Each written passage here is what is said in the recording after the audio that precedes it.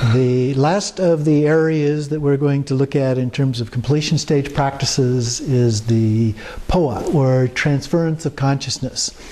And this is a practice that is done during the process of dying.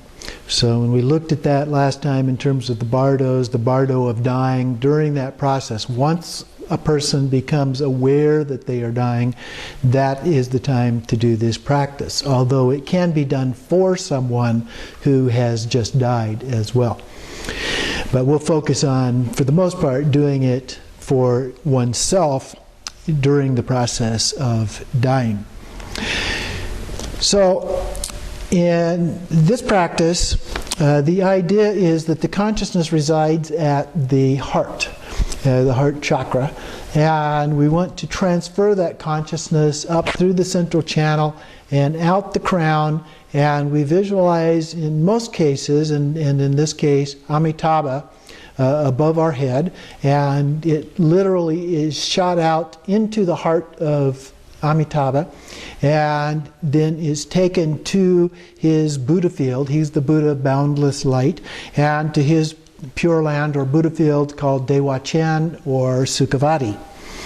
And so lamas sometimes recommend that you not do this practice if you've already done it and had signs of accomplishment, is a part of having done that. So on the other hand, from time to time it may be good to do the practice just to recall it, to refresh it, and to be ready. So there is a practice version, and then there are actually several different actual versions for at the time of death.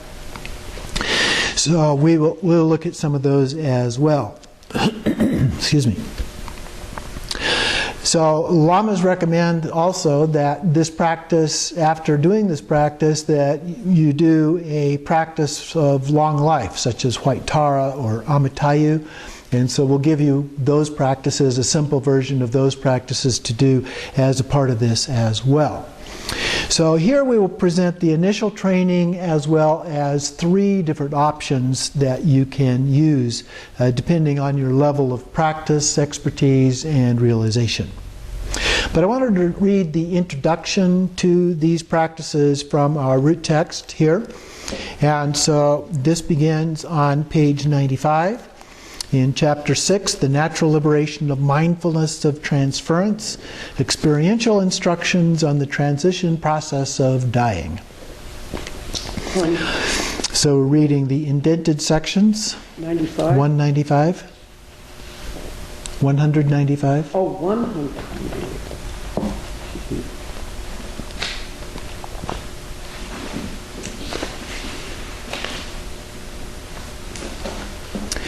In the 4th general topic, the transitional process of dying, practical instructions that are like dispatching as sealed commands of the king, the natural liberation of mindfulness of transference is taught. These are the practical instructions for becoming a Buddha at death for those who will die with an ordinary mind. For those who are not trained in the previous cycle of breakthrough or illusory body, dreaming, and clear light, those who have not realized the meaning of the 4 general types of liberation, and especially for those who have received those instructions but have not yet had time to meditate.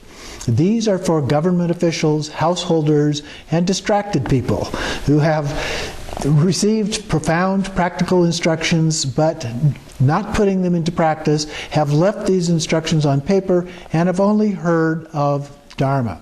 This natural liberation of mindfulness of transference is an important, forceful method for becoming a Buddha without needing to meditate. So the practices here are done, as I said, in the practice or at the time of dying, and these are practices that can be done without having done other practices than preparing for this particular one. So he continues on page 196. Everyone who is born will certainly die, and there is no telling when death will occur, but since it will happen soon, at all times take heed of death. Examine the distinct signs of death, the approximate signs of death, the uncertain signs of death, and the certain signs of death in accordance with natural liberation signs of death. And these are described in great detail in the Tibetan Book of the Dead. And so there's a whole chapter on the signs of death that give indications of when that is happening or about to happen. So then he goes on, earnestly apply the means of cheating death in accordance with the signs of death. If you perform the transference when signs of death are not complete, or without applying the means of cheating death, this entails the misdeed of killing the deity, and you incur the non-virtue of committing suicide.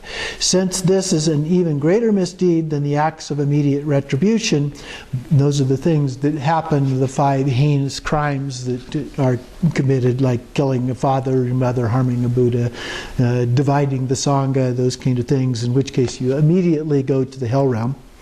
By all means perform either the general or specific means of cheating death 3 times or more in accordance with the natural liberation of fear. Cheating death. If the means of cheating death are performed 3 times but the signs of death do not change, death is certain, so then initiate the preparations for transference. This idea of cheating death, there are some practices in the Tibetan Book of the Dead that can be done to try and extend life, to cheat death, so to speak. Then we continue here with the conclusion. He says, it is said that even if you are a person who has committed the 5 deeds of immediate retribution with the transference of appropriate time, you will achieve either rebirth in a favorable state of existence or liberation. So its benefits are very great. For transference, there are 2 parts, training and application. So we will focus on the training part of this, which is the preparation that we do to get ready for the actual transference of consciousness. And that is somewhat limited because we don't, as it said in the text, we don't want to actually do that until that time. And so we do the practice in a way that blocks the actual transference of consciousness. And then at the time of death, we follow a method very similar to that. There are several different ones. We will look at 3 specific methods that are associated with 3 different levels of practice and what you have achieved according to that. So we begin here with the transference of consciousness practice. And there's a handout. Oh, that might be 2 there. Yeah. And then we will look at these ones for the actual practice. So we begin, as we do our other practice, by setting our intention. We do the preliminary practices of the brief noon drill. And then we do the purification of the breath, so 9-round breathing that we learned previously. And then the actual practice. We begin with the visualization. First we block the apertures with dark blue hongs emanating from the heart. The apertures are the anus, the aperture of becoming, which is the genitals, which refers to, in the female, that would be the birth canal, if you will. And in the male, it would be the tip of the penis, because that's where the sperm comes out to unite with the female. And so those would be the apertures of becoming. And that's associated then with the bardo of becoming, which is the rebirth part. The next one is the urinary tract. So in the male, it kind of does double duty there. And then the navel, the mouth, the nostrils, the eyes, and the ears. And then there's an upside down white hum which blocks the crown. And that's the one here that is used to make sure that we retain the consciousness within the body, that it's not ejected prior to the time when it is appropriate. And then as another part of the visualization that is a little bit different than the visualizations that we have seen before, is that there's an inflated central channel. It's just a little bit like a balloon. If you can imagine one of these long, skinny balloons, for example, it's a little bit like that type of a balloon. So it has more of an inflated, so it's larger than the normal central channel that we have been using previously. The color is also different. It is white with a little bit of a yellow sheen to it. You can imagine one of those long skinny balloons that's yellow, and it looks fairly yellow until you blow it up. It's still a little bit yellow, but it's not an intense kind of a yellow color. So it's a little bit like that. And then there's a white bindu below the navel chakra. So again, our colors are a little bit different here. At the convergence where the central and side channels come together. At that point, and just below that, then we have a smiling guru, Vajradhara, above the crown. And we're visualizing these, the primordial Buddha in Sambhogakaya form. So he has various arraignments and so forth, kind of kingly type or princely type adornments and so forth above our crown. And then the actual part of the practice is first to forcefully close the anus. So you kind of squeeze that tightly. And then you look up with your eyes. So you're looking up. And then place your tongue on the palate or the roof of your mouth. You touch that with the tip of the tongue. You make fists. These are called a Vajra fist, where your thumb is inside, and then close the fingers over those. And then you press down on those into the groin on either side. So right where the thighs connect to the pelvis area there. So we press down, and that is said to also be a blockage for the consciousness going out the wrong way somewhere. And so we use that. And then the next part is to draw the white bindu. There's a white bindu at the heart chakra, or excuse me, the white bindu down at the navel is drawn upwards through this inflated central channel to the crown. And we do this by reciting Hik Ka 7 times, and that brings it up to the navel. It's just below the navel initially, so it comes to the navel. Another 7 times it comes up to the heart. Another 7 times it comes to the throat. Another 7 times it comes to the head, according to the instructions of Padmasambhava, but that's the eyebrow level. And then another 7 times to the crown, so the very top of the head. So we'll repeat that 5 groupings of 7 times. Hik Ka, Hik Ka, Hik Ka. So it's coming up very slowly to the different chakras as we do that. And then once it reaches that, because we don't want to eject it at that point, we visualize it as floating back down through the central channel, again below the navel. And then at that point, we relax and we check for different signs of accomplishment, which I'll touch on in just a moment. And then if the signs are present, we stop. If they're not, then we continue on and we repeat this. And we continue doing that until signs are present. If you run out of time, that's okay. You can do it another day and continue doing this practice until there are signs that are present. At the end, as with other practices, with the mind of enlightenment, we do the dedication. With the mind of enlightenment, bodhicitta, I dedicate the merit of this practice for the enlightenment of all sentient beings, 3 times. So here are some signs, mentioned signs. So these come from Padmasambhava. He describes an oily warmth at the Brahma aperture. So that's the top of the head, that is said to be 8 finger widths above the hairline. So if you do 2 hands, that gets you pretty close to where it occurs up at the top of the head. 2 hand widths, 4 fingers, another 4 fingers, right there. Okay? So that would be at the top of the head. So at around that, either this feeling of kind of an oily warmth, as you kind of feel that place.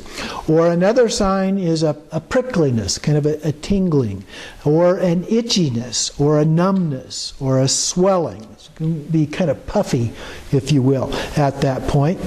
Or a softness on the crown of the head.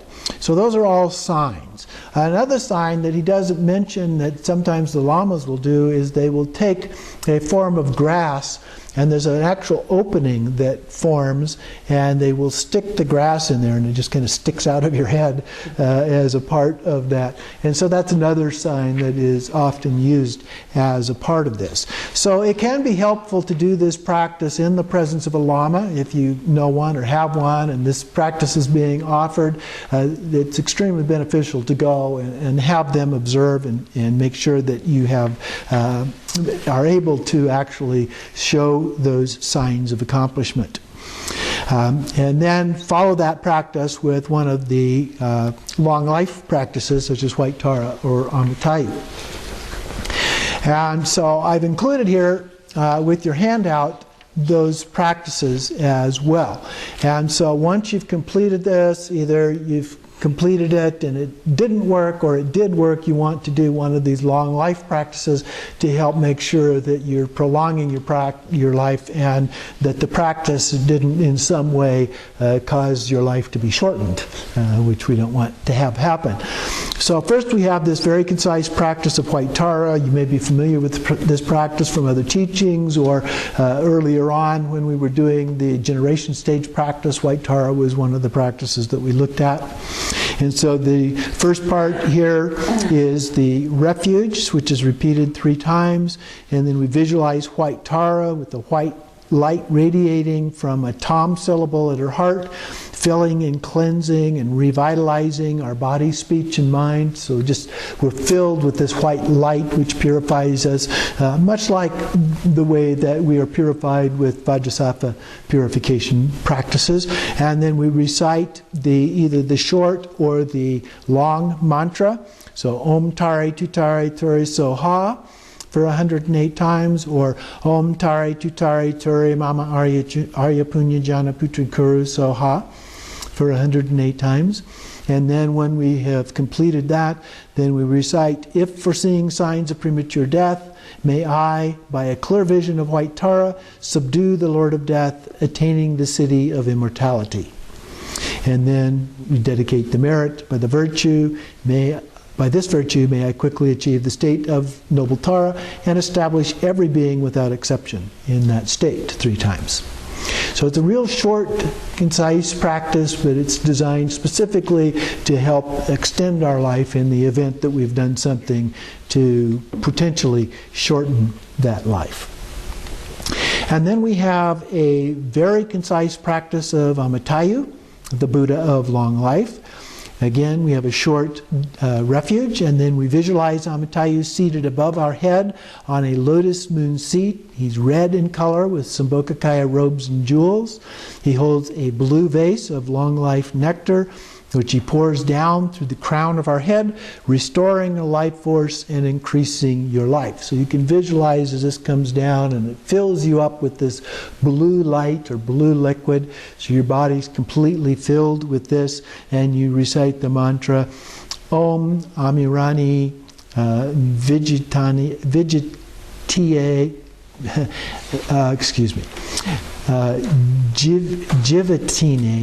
Jivatiye Soha. Jivantine Soha. I'm not used to doing that one. It's an unusual one for me. So recite that one. Om Amarani Jivatini Soha. And then dedicate the merit of that one 3 times.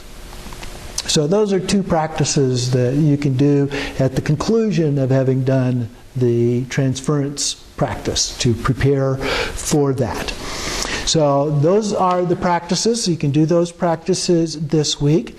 So the next thing I wanted to share with you a little bit more detail are the other 3 practices, the actual practices that are done at the time of death. And so the first one here is the Nirmanakaya form of this practice. This one is typically done with the help of a lama. You can do this one yourself, I understand, from the instructions that I have had on this, but it's often done to help somebody else who has not done practice, who has reached a point of dying and needs some help with that. So someone who it describes here has not done generation stage practice.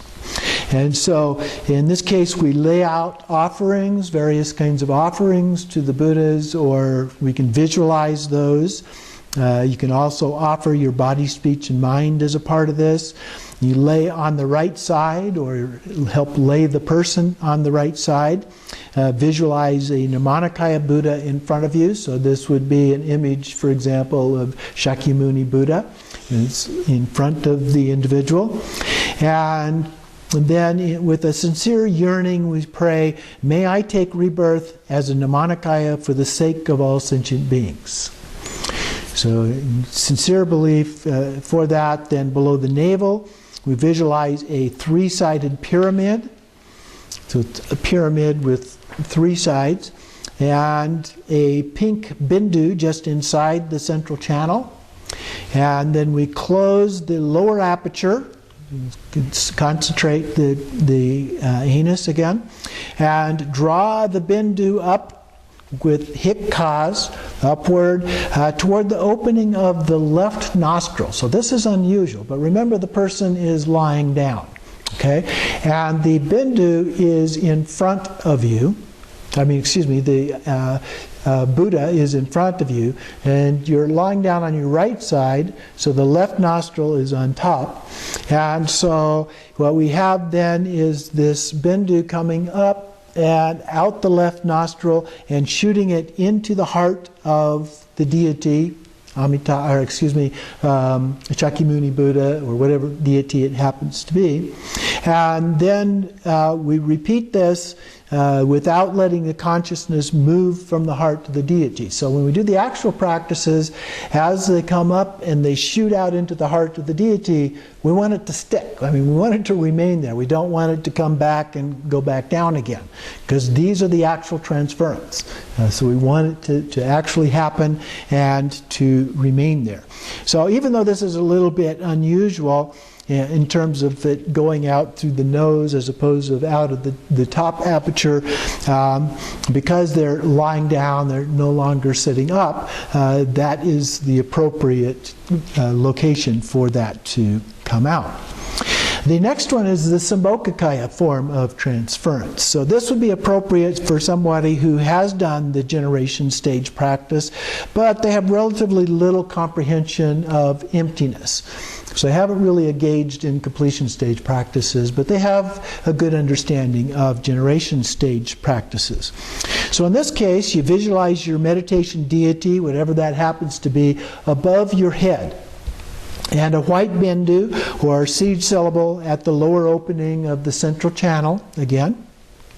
And then we block the apertures with the blue homes, just as we did in the practice. This one's actually the closest to the actual practice one that we did. And then the upside down hom at the crown. Now we close the lower aperture, roll the eyes up, press the tongue against the roof of the mouth, as we did in the practice. We draw the lower energies up through the central channel with the hik kaz that we did before. And then the Brahma aperture in this case opens. So unlike before where it remained blocked and we brought it back down, now that opens up and our consciousness shoots out like an arrow into the heart of the deity. And we don't do this step unless we're actually dying. That's the one thing that we want to be careful about not doing.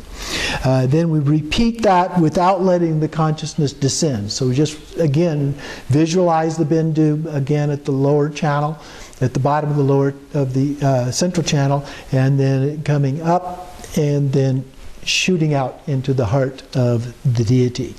So that is the basic practice of this Sambhogakaya transference.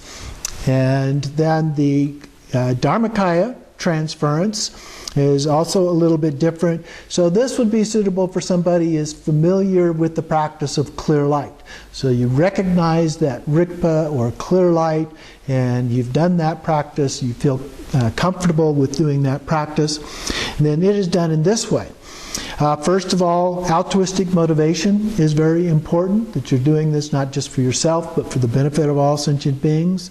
You visualize, in this case, a white awe at your heart. So instead of the bottom of the central channel, this case, it's visualized at your heart level. Then you imagine it floating up like a feather lifted by a gentle wind. Okay, so it's almost like this white feather that's just floating up. Sometimes when I do practice outside, you'll see white feathers floating around in the wind from birds that have discarded them. It's kind of like that. It's just a very gentle, slow ascent up to the top of your head. And it moves through the top of the head into the heart of the guru. So it just floats up into the heart of the guru. Again, we don't do practice that way as a practice. We only do it at the time of death. Otherwise, it should be blocked and it should descend back down. Your mind becomes united with the mind of your guru, just like in Guru Yoga. So Guru Yoga is also an important practice to prepare for this. And then we leave our awareness without fabrication, vivid, unwaveringly steady, nakedly clear, and empty. Okay, so we get it there, and we leave it there in this state of consciousness that we have. Then if your breath stops in this state, the mother and child clear light unite together and you will achieve liberation. The outer sign of success is that the sky becomes immaculate. The inner sign is the luster of the body does not vanish for a long time. Sometimes it's even said that some of the advanced lamas are able to sit in an upright position for a period of even 3 days and the body remains warm, or at least the heart region remains warm during that time. It has a clear complexion, and then the secret signs include the appearance of a white awe and a dark blue home. So we have various kinds of appearances as signs related to this as well. So those are the 3 actual practices that we would do at the time of death. Having done the first practice, which is kind of the Sambhogakaya level of this, as our practice, which would be appropriate for us because we have done that level of practice. And then when we get into the Dzogchen, we will look more at the Dharmakaya level, in which case this would become the more appropriate practice of the floating up and recognizing it in that form. So those are the practices associated with Phowa, or transference of consciousness. And the other thing, just as a reminder, is that typically we just do this practice. We follow it until we have signs of accomplishment. Then we follow that up anytime that we do it with either Vaitara, Amitayu, or some other practice. Those are the most common ones. And then wait until the time of death. But it is helpful periodically to just review these things, maybe do the practice again periodically just to refresh your memory of doing the practice so that it is fresh when the time of death actually comes.